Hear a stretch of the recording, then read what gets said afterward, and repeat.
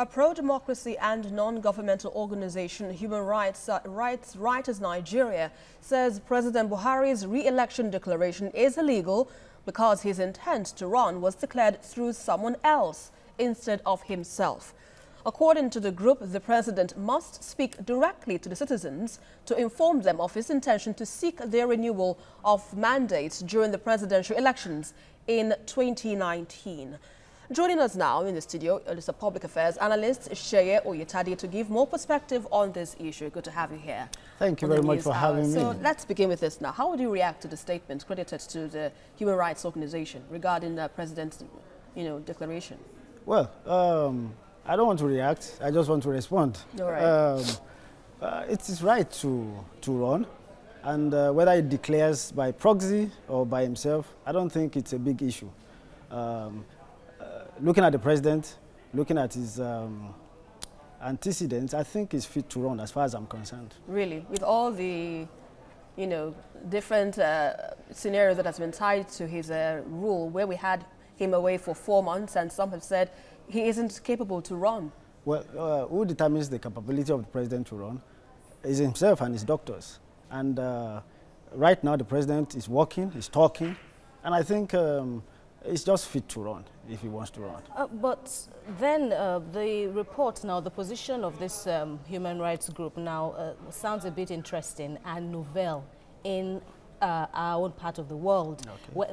Where the group talks about a social contract now that exists between the voter and, the president, for example. Now, after all, he sought the votes of the electorate in the first place, and then why should he go to Twitter? How many people use Twitter? Will we vote on Twitter? Why do you have to speak through your aide on the new media, declaring your intention to run?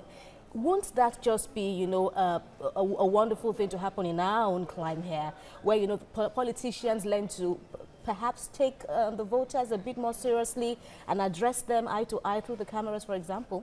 Well, I'm not pro the president, and I'm not anti the president, but let's just over sensationalize the issue. Going by precedence, I mean, when the former president, Goodluck Jonathan, wanted to seek re-election, there were quite a lot of rumors here and there. Will he go? Will he not go?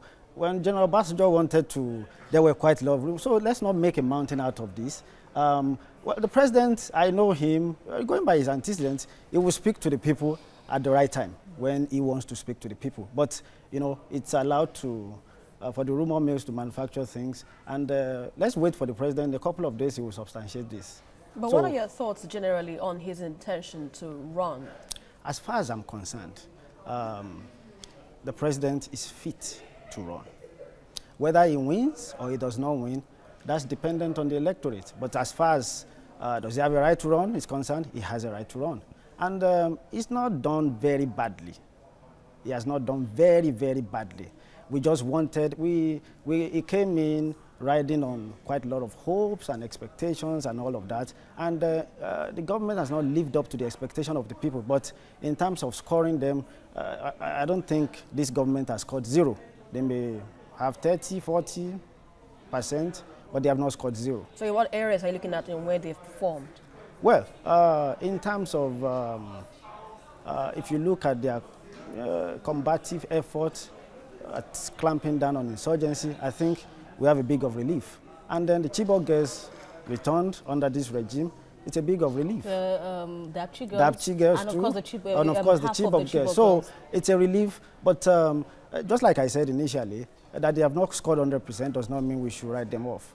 And they have admitted at the colloquium when the president came for Asiwaju's birthday, Asiwaju himself, being the chieftain in APC, admitted that, well, we might have, it's true that we have not lived up to the expectation of people, but give us a chance. It's not as if we are doing badly. We are going to rise to the challenge, we are going to rise to the occasion and do a lot more better. There's also a perception of how the president has handled corruption. which was also one of the, or is one of the cardinal points now in his in his first term.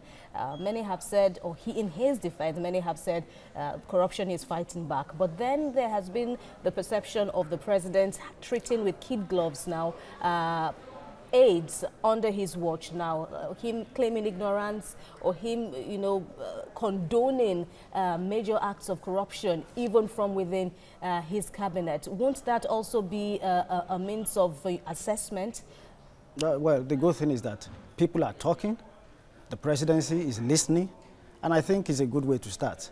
We both join hands, we partner with the president and the presidency to fight corruption. That we are talking and they are listening, I think is a good thing. Whether it's treating with kid gloves or not, I think there are institutions that can actually deal with this, and we should be looking at pushing our complaints to the institutions.